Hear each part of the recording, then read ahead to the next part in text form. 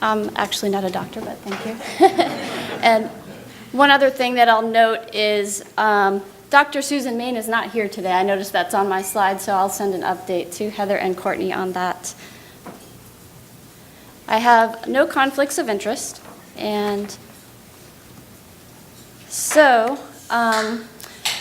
thank you so much for inviting us here today. We're very excited to be able to talk with you about sodium reduction. And as most of you know, we on June 1st issued voluntary targets for sodium reduction in the food supply. And I hope that many of you have had the opportunity to review the draft guidance as well as the target table, as well as some of the supplementary memoranda that support those documents, which can be found in our docket, and some of those can be found on our website. So the targets provide a way to define and measure progress moving forward. And what we're doing is we're taking a gradual approach where we've issued short-term and long-term targets. And with the short-term 2-year targets, we're seeking to reduce sodium intake to approximately 3,000 milligrams per day. And for the long-term 10-year targets, we're seeking to reduce to about 2,300 milligrams per day. So we established about 150 food categories with 16 overarching categories. And by having many food categories, we attempted to not have a one-size-fits-all approach, because we realized that there are unique differences with each category and that it's important to understand those differences. So the targets apply to food manufacturers, to restaurants, and food service operations. And we are emphasizing that those food companies, or those companies with top-selling products, are the ones that will take the lead in taking action. And as part of this, we really hope to engage with all of you through the process. This is a significant step for us in issuing the draft guidance, but really it's just a starting point for us to be able to have a continued dialogue so that we can together work towards achieving successful targets in the long term. And again, most of you know the reason that we're focusing on sodium, and that's because most Americans are consuming too much sodium.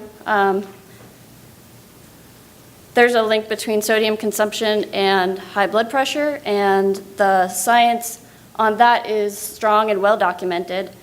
And high blood pressure, of course, leads to heart disease and stroke, or can. And we know that it's difficult for consumers today to not consume too much sodium. The current intake is about 3,400 milligrams per day, and it's very hard for them to achieve the dietary guideline recommendations of about 2,300 milligrams per day. So that, again, is why we think these draft sodium targets are so important. They really do provide the opportunity for us to present options to consumers so that they can get into that healthier range for sodium intake. And the totality of the evidence supports sodium reduction from taking current levels down to closer to 2,300. And we have evidence from the Institute of Medicine, from the evidence that was used for the 2015 to 20 dietary guidelines for Americans, as well as Healthy People 2020.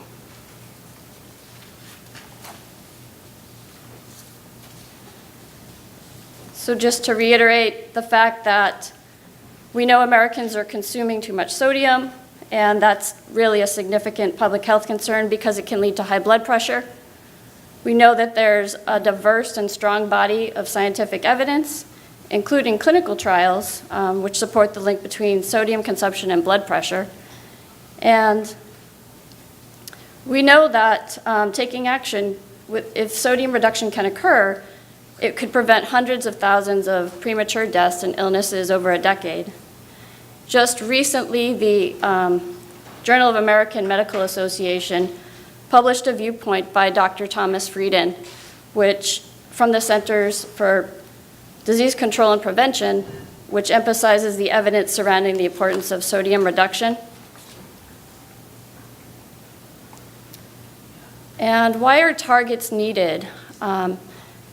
Oftentimes when I bring up the topic of sodium reduction to people, and they may be trying to be healthier in their lives or reduce sodium, the first thing that they tend to say is that they are not adding salt to their foods or trying to add less. But what they may not realize is they're getting the majority of their salt or sodium from processed and restaurant foods, which is depicted in this pie chart. So the nutrition facts label does provide information to consumers to be able to make informed decisions about the sodium in their foods. But we know that the education efforts and labeling that we've tried for about 20 years have not really been successful. And so it makes it difficult for consumers, even us in the audience, to try to find those options to help us bring sodium levels into that healthier range. We definitely know that companies have taken action to reduce sodium in particular products, but a lot of the products that are out there still do have high sodium levels. And I'll talk about some examples in a bit that highlight some of the variability that we've seen from the research that we have looked at in terms of the range of sodium content in products that are on the market.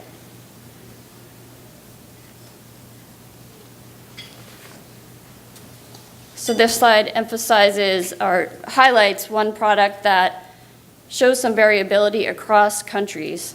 And you can see that the sodium varies from a low of 300 milligrams per 100 grams in the UK to 410 milligrams per 100 grams in Brazil. And in the US, the sodium level for this product is 403 milligrams per 100 grams. With our short-term target, hope to reach 380 milligrams per 100 grams. And then for the long-term target, 340 milligrams per 100 grams. So you can see that our short and long-term targets are selling, these concentrations are selling in other countries at these levels or lower.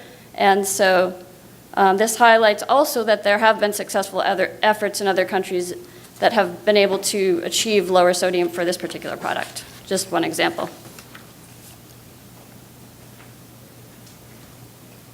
And we definitely know that salt and other sodium-containing ingredients play an important technical role in food, including things like fermentation, preservatives in food, and color and texture development.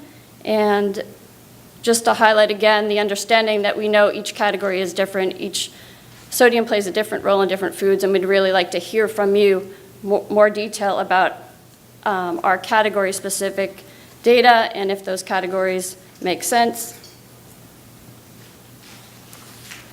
Some of the key information that we utilized in our approach are highlighted on this slide. We evaluated a lot of different types of information. For example, we definitely surveyed the available food technology literature, including the role of sodium and the sodium reduction potential for different products. We also surveyed market share data to understand what the highest selling sodium products are on the market, and this helped us to also identify the lowest sodium products that were selling at a particular point in time. And as part of our process in establishing the baselines, we did not include low and no reduced sodium products. But moving forward, we do plan to include those and look and analyze progress, assessing both inclusion and exclusion of those products.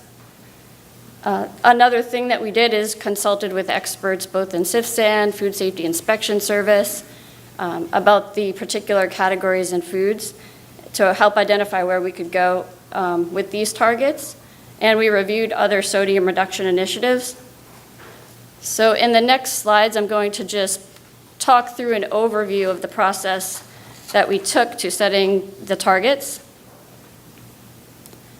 And the first thing that we did was develop the food categories, and we had about 150 food categories. And as mentioned a few times already, we wanted to make sure that we were considering the differences in each of the foods because we didn't want to be taking a one-size-fits-all approach. And then we set out to understand what sodium content looked like in the food supply at a particular point in time. And we looked at 2010. And then third, we set the quantitative goals for 2 and 10 years. So diving into a little bit more detail on this approach, we know that the food supply is diverse and enormous, and we really wanted to impose some structure on that. So we started by reviewing a number of food classification systems and wanted to make sure that we were capturing USDA food codes as part of our categorization structure. We then grouped and filtered foods and considered the role of sodium and the function and the food technology aspects that were important to the different categories. And we also performed a contribution to sodium intake analysis to help us inform these 150 categories. And we did attempt to capture the entire food supply, so we included processed and prepared foods, and those that are found in both. Shown here, what's illustrated in this slide is the contribution of foods to U.S. sodium intake of the foods that are targeted in our guidance, and we targeted about 90% of the food supply.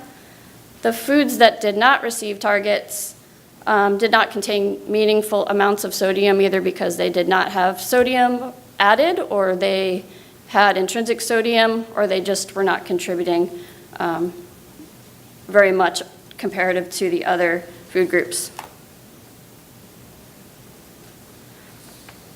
So as I started to describe, we needed to understand what the sodium concentration in the food supply as a whole looked like at a particular point in time. So we took the time to establish baselines in milligrams per 100 grams, and we felt that this was the best measurement for a couple reasons. It was a standardized way to look at sodium content in the food supply, and it was also one of the points that came back to us in our 2011 docket that we had issued about taking this approach. And just to mention, we did not use RACs or reference amount customarily consumed, because we know that many, some foods don't have RACs, some are not clearly defined, and other food categories could have many within. And these baseline concentrations became a point of reference for us for our goals moving forward.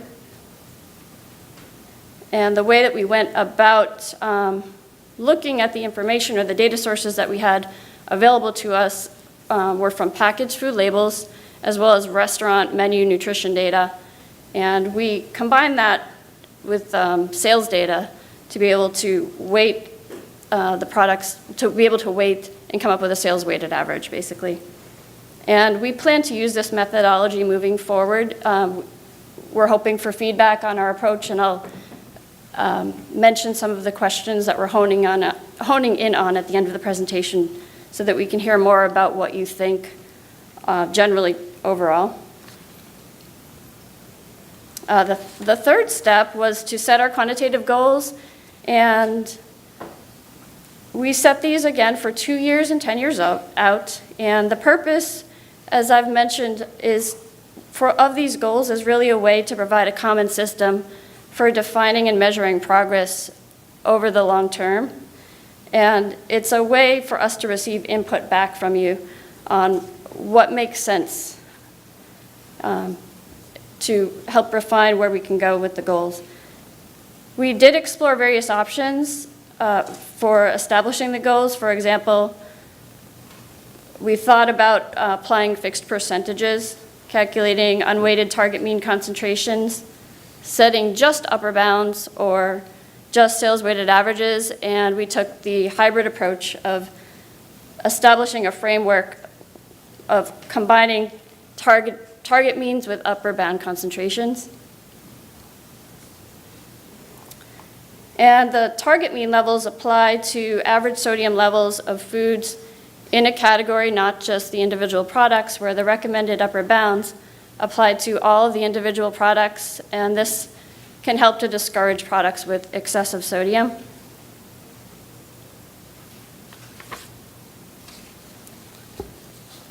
So the draft targets applied to food manufacturers, restaurants, and food service operations, and the focus being on manufacturers whose products make up a significant portion of national sales in one or more categories, and restaurants and similar retail food chains that are national and regional in scope. And restaurants and food service establishments are included because almost 50% of every food dollar goes to food consumed outside the home. Using this sales-weighted approach also helped us to better reflect what people are more likely to be consuming, the products that are leaving the grocery store shelf. And in fact, one of our estimates showed that about 10% of products are accounting for the top 80% of sales. And although we're looking ourselves at the category as a whole, this methodology could be used for companies to assess their own portfolio against category targets, if desired.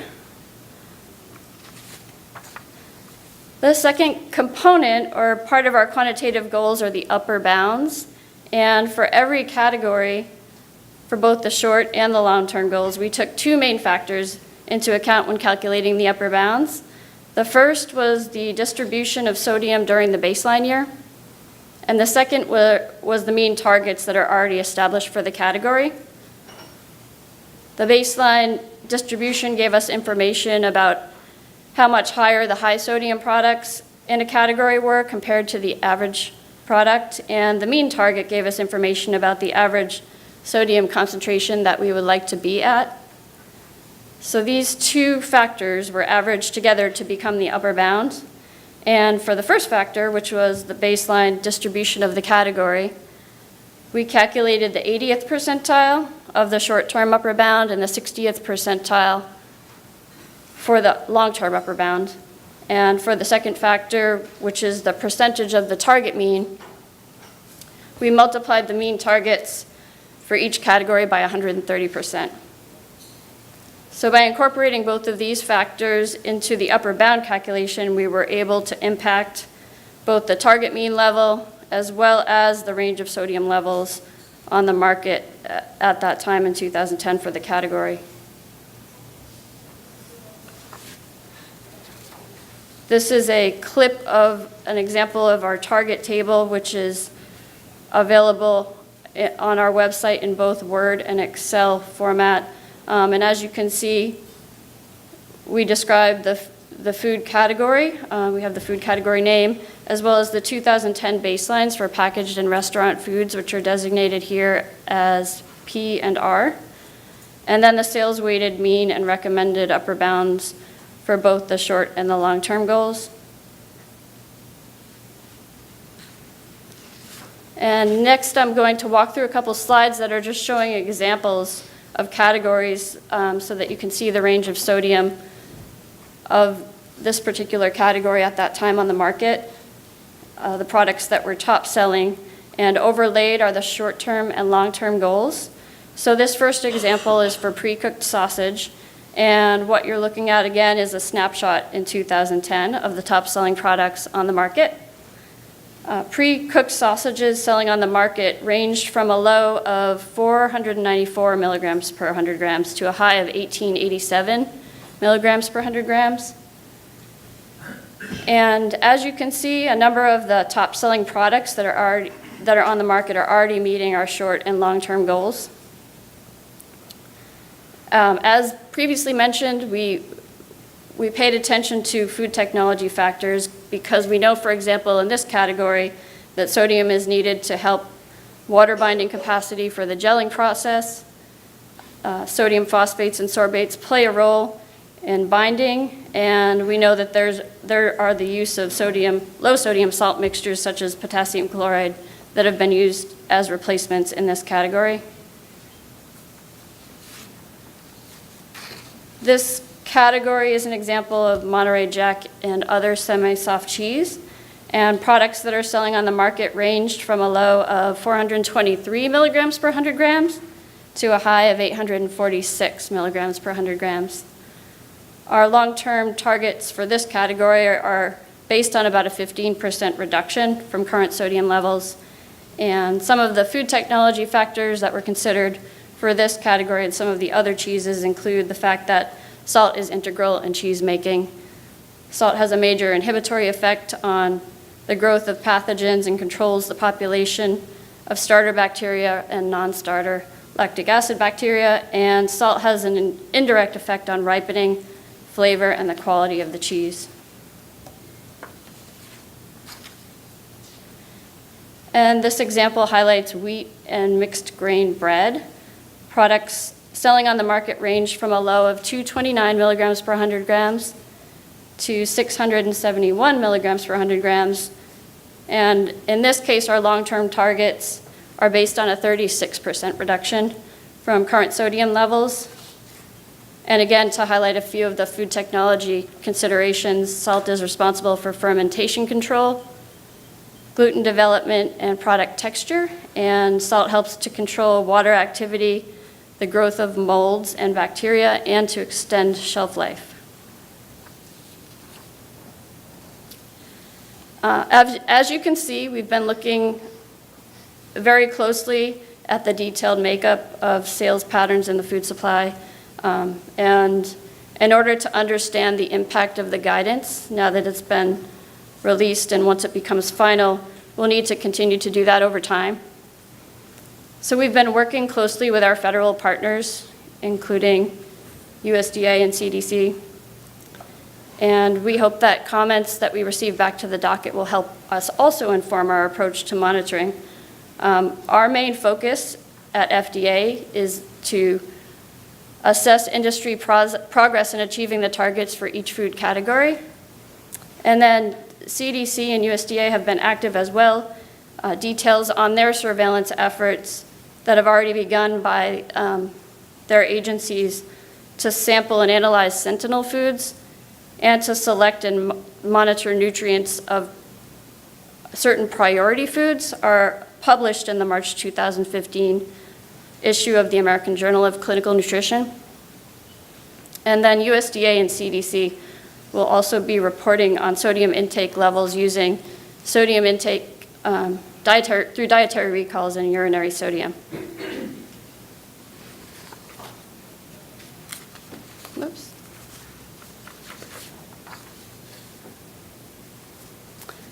So just to emphasize that the targets are meant for continued dialogue, and we're really looking forward to continuing to talk with many of you in the audience and others who are submitting comments to the docket to have continued discussions.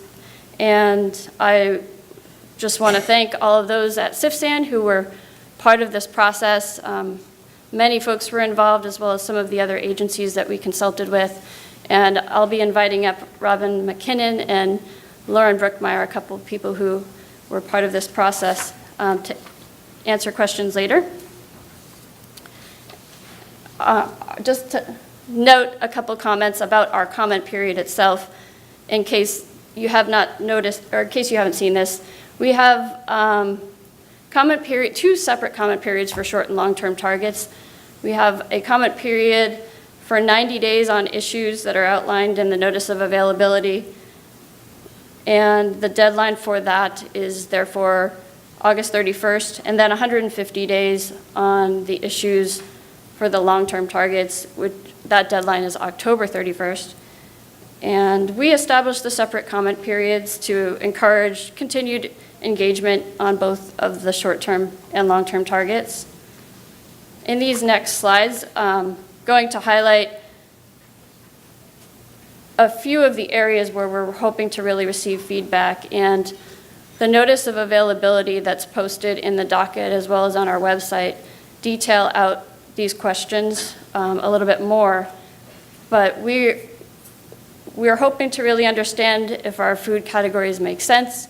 Did we miscategorize foods? That's one thing that could impact where the targets end up. In addition, we'd like to hear from you about our actual approach to quantifying the baselines. And in regards to the targets, We want to understand if they're feasible and achievable at 2 years and at 10 years out, and what timelines really are appropriate. Are there additional considerations that we've overlooked when it comes to the role of sodium in food technology and manufacturing requirements? And then we need information on what the technological possibilities for the different categories are.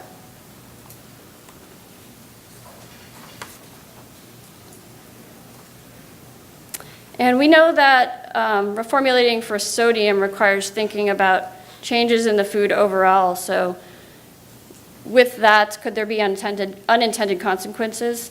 What are some of the lessons learned that could inform reformulation? We'd also like to understand if there are other ideas about how to overcome potential hurdles. How can we work together to close some of the information gaps? And instead of just indicating what, it's important to understand the how. So any recommendations on the how are helpful. We have a number of documents, as I mentioned, that are both in the docket and on our website. And I'm highlighting these 2 documents because they do go into a little bit more detail on our methodology for the approach that we took. The first is reference 7 to the Notice of Availability, which highlights one particular food category and walks through the approach that we took. The second is the reference 17 to the draft guidance. It's more of a general overview of the entire approach, talking about the category development, establishing the baselines, and then establishing the targets.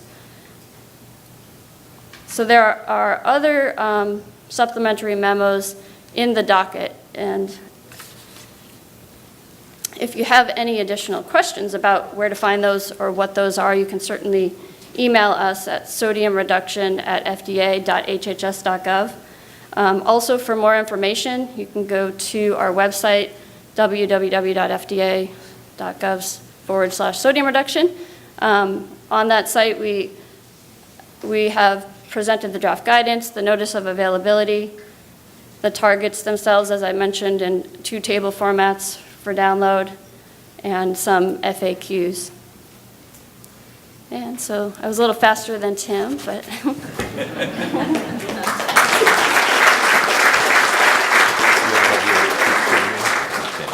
Great.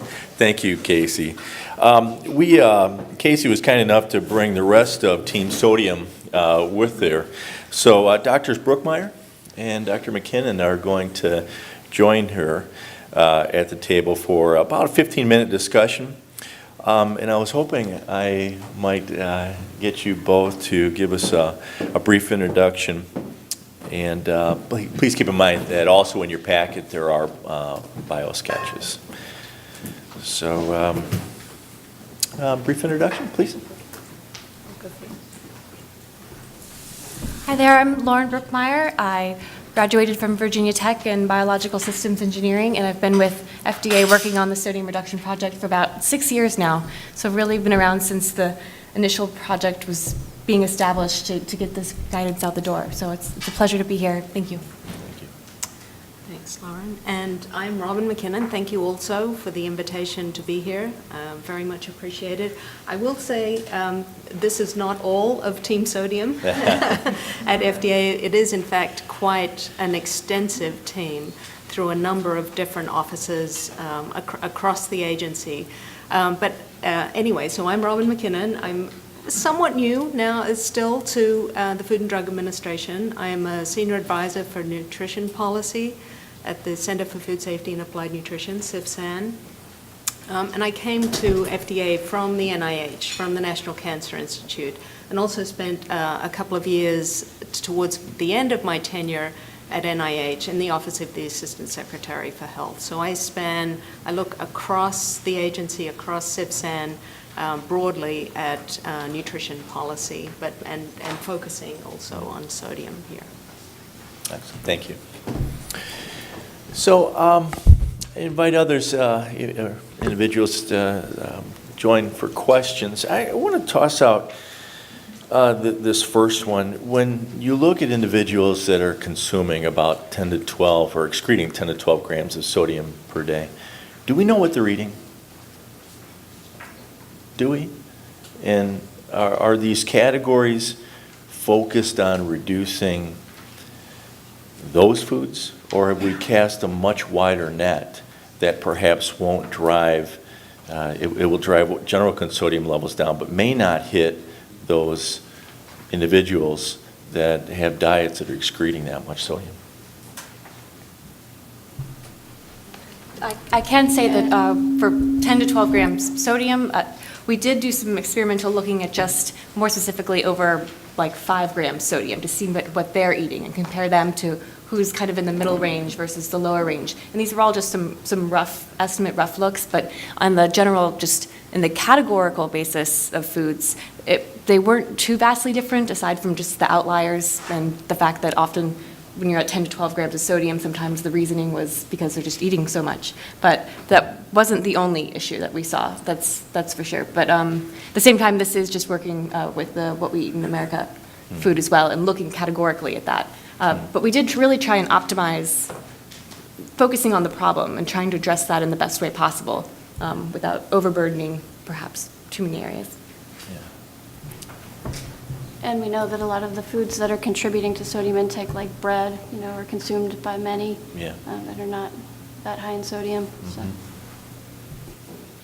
So let me ask you a second question, and it pertains to low sodium levels, right? And sort of getting at the blowback effect of, there have been studies in individuals that are questioning, is there going to be some blowback that we're going to find with individuals with low sodium diets, and that they seem to be at risk for hypertension and cardiovascular disease?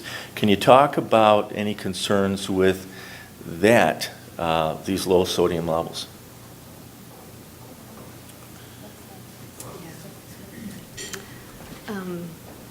Well, so I know that there has been some controversy looking at low, or some studies that are looking at low sodium levels. The really important thing here is when you look at the totality of the evidence.